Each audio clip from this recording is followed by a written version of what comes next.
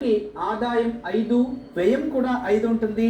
ఆరోగ్యం 1, అనారోగ్యం 1, రాజ్యపూజం 4, రాజ్యకోపం 2, సుఖము 6, దుఃఖము 3 ఉంది. ఈ సంవత్సరం మిథున రాశి వారికి చాలా బాగుంది.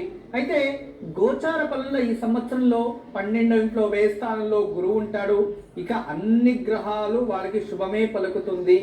ఈ సంవత్సరంలో మిథున రాశి వారికి విదేశీ ప్రయాణాలు అదృష్టాన్ని ఇస్తాయి. లేదు ఎక్కడో భూమి కొనాలి, ఊర్లో ఇల్లు కట్టాలి, ఇటువంటివి ఏదైతే ఉన్నాయో అవన్నీ కూడా జరుగుతాయి. మరియు ఈ సంవత్సరంలో విద్యార్థులు కొంచెం జాగ్రత్తగా ఉండాలి. మీరు కష్టపడితే ఖచ్చితంగా ప్రతిఫలం ప్రాప్తిస్తుంది.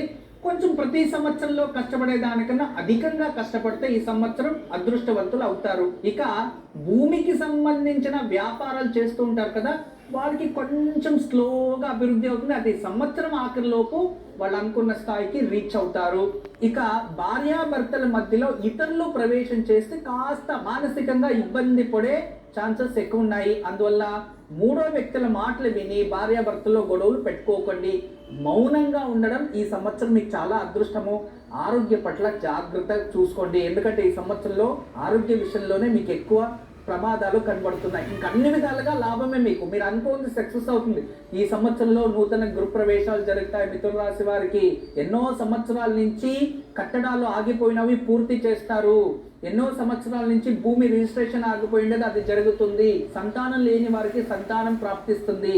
రాజకీయ వ్యక్తులకి ఉన్నత స్థానమాన అధికారం ప్రాప్తిస్తుంది. అన్ని విధాలుగా బాగుంది. అయితే ఆరోగ్యం పట్ల జాగ్రత్తగా ఉండాలి. ఈ సంవత్సరం మీరు అయినంత వరకు మీరు శివారాధన ఎక్కువ చేయండి, శివుణ్ణి పూజించండి, మృత్యుంజయ మంత్రం జపం చేసుకోండి. వారానికి ఒకసారి శివాలయం దర్శనం చేసుకోవడం మాత్రం తప్పుపోకుండా చూసుకోండి. అయినంత వరకు శివాస్తోత్రం, శివధ్యానం లేదా మృత్యుంజయ మంత్రాన్ని జపిస్తూ ఉంటే ఈ సంవత్సరం అంతా మీకు అదృష్టమే. గురుజీ ఇక